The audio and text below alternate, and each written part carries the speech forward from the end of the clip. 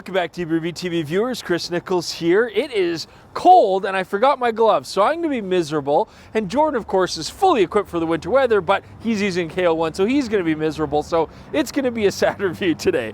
Too bad, because we got a really interesting piece of kit. We're looking at the brand new Fuji 70-300. Now it's interesting because we've been talking a lot about 70-300 lenses lately. We've been reviewing some, but that's been on a full frame camera. Now this is a 70-300, but for an APS-C sensor, and so the equivalent's going to be more like 105 to 450. So it's interesting, it's compact. We're going to get out and shoot a little bit today. The light is absolute and I'm miserable, but we're going to get through it. Let's go do it.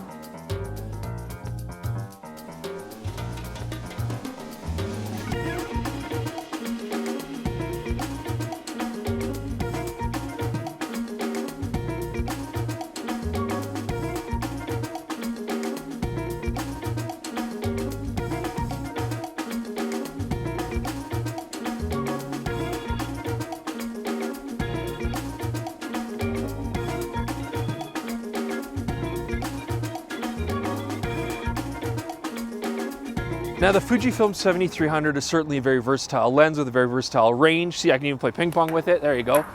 Now it does have very compact build construction as well. 67mm filter thread here. It's nice and light, 588 grams only, which is the same as 1.3 pounds British sterling.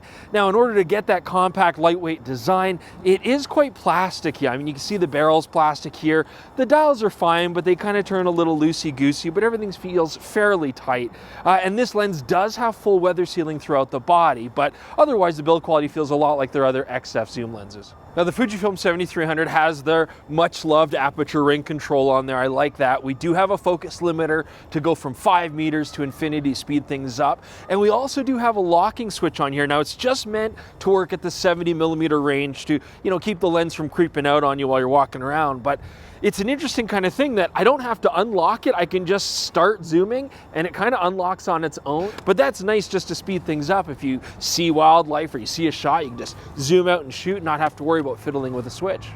So autofocus performance on the 70-300 is quite nice. So you can see some samples here. It's a silent linear motor. As we mentioned before, it does have a focus limiter option. So let's just look at 5 meters to infinity first. This does speed things up for wildlife and sport shooting. Again, nice and snappy. I was very impressed by that. Now here you can see it focusing at its full range from its minimum close focusing capability to infinity. And although it expands the range quite a bit, especially with the astounding close focusing capabilities of this lens, which we're going to talk about shortly, it's still very snappy. So overall, I think I really like it.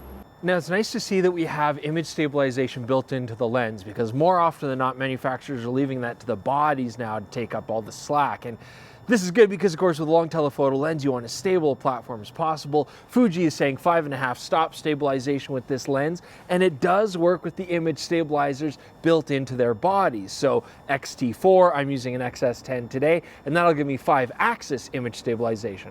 Boy, it sure would take a lot of breathing to blow up all these balloons.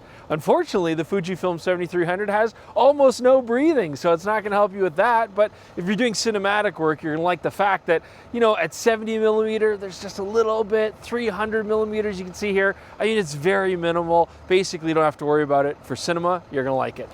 So now's the part where we like to talk about LOCA, longitudinal chromatic aberration, those color fringes you'll see in autofocus areas in front and back. And honestly, on this lens, it was pretty minimal. I mean, we got a little bit at 300mm shooting wide open apertures, but for the most part, again, very well controlled here.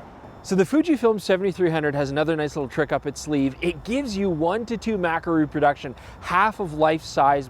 And this is great for a couple of reasons. I mean, first off, there's not a ton of macro lenses in Fujifilm's lineup. So having lenses with this capability means you can go out shooting wildlife and still get nice flower shots and stuff like that. Just adds to the versatility. The other thing here, this lens is not a particularly fast aperture lens. So getting thin depth of field can be tricky, except the fact that it's extremely telephoto lens and I can focus very close with it. That means that I can actually get some nice, soft, just blurry backgrounds. If I don't get into somewhere warm pretty quick, I'm going to end up like this bird over here. So let's get back home, let's get to the computer, and we'll evaluate the rest of this lens.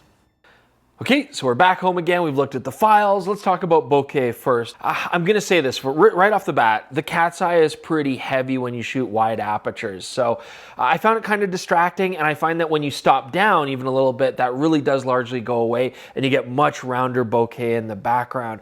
The other thing I wanna say about it, wide open, it's wild. Like, we're getting lots of onion rings. It's got a very wild look to it, very distracting. So this is one of the few lenses where normally, although you wanna shoot wide open apertures, I actually prefer it stop down. Onion rings though are still pretty ugly. To be honest, specular highlights with this lens were not my favorite. Now luckily the lens does have a very nice transition in bokeh just from out of focus to in focus areas. So I think if you're shooting sports and wildlife where you've got trees and landscapes in the background, it's gonna look great. But if you've got specular highlights, it's pretty rough and it needs to be managed. So when it comes to other aspects of this lens, everything seemed quite nice. I mean, flare wasn't really an issue. I didn't notice much. We get a really big hood that comes with it as well. It's quite effective. Sun stars, you can see here, you know, pretty good actually. I didn't expect much out of it, but I thought I'd just do a test and they look nice. Let's get on to sharpness next. So let's look at 70 millimeters here, f4 aperture focused in the center. You can see very nice sharpness, even at the widest aperture. We've stopped down here now and you can see that improves a little bit. Overall, the lens is performing very nicely. Here we've now focused in the corners, both at the widest aperture, and then you can see stop down a little bit. And again, this helps a little bit.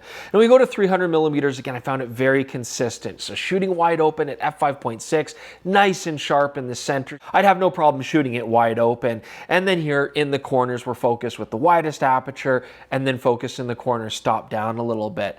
And I think the general theme that I'm getting from this lens is, first thing, it's good and consistent throughout its range, and it's very good actually at 300 millimeters. And that's good on a telephoto like this because frankly, you're gonna wanna shoot these at those long ranges. That's often why we buy these telephotos.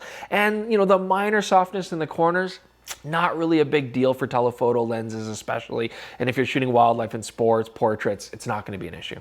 Now, if 300 millimeters just isn't enough for you, we did briefly play with the Fujifilm weather sealed teleconverters, the 1.4 and the 2x. Now with the 1.4, you're pushing around 420 millimeters. It's f8 if you're shooting at the 300 millimeter mark. I was still very pleased though to see the autofocus performance was quite snappy. Tracking worked well. You can see here the speed is quite good, and the image quality loss on these is pretty minor, but we do have a sample gallery. Take a look at that, deepreview.com. The link is in the description below. Now, I do like this as an alternative if you want more reach, but keep in mind that if you want better sharpness and you don't want to go to f8, the Fujifilm 100-400, although larger, more expensive, might be a better option for you.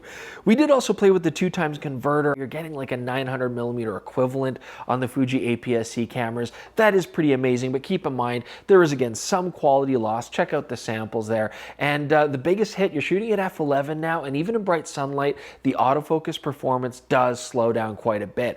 I was impressed to see that we still get autofocus tracking, as you can see here, but it is pretty slow.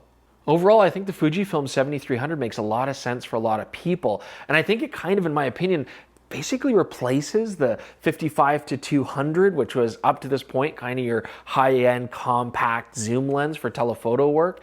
That lens is only marginally brighter, doesn't have weather sealing, doesn't have anywhere close to the same macro capability, and is basically the same price. This is only slightly more expensive, and this gives you that extra 100 millimeter range.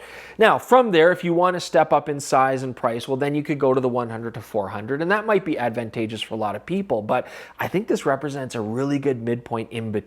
And ugly bokeh aside, you know, for a lot of the stuff you're going to do with a telephoto, that's probably not going to be a major issue. Otherwise, I was very pleased with the optical performance on this lens. So as I said before, please check out our sample gallery there on deepreview.com. Thanks so much for joining. See you guys soon.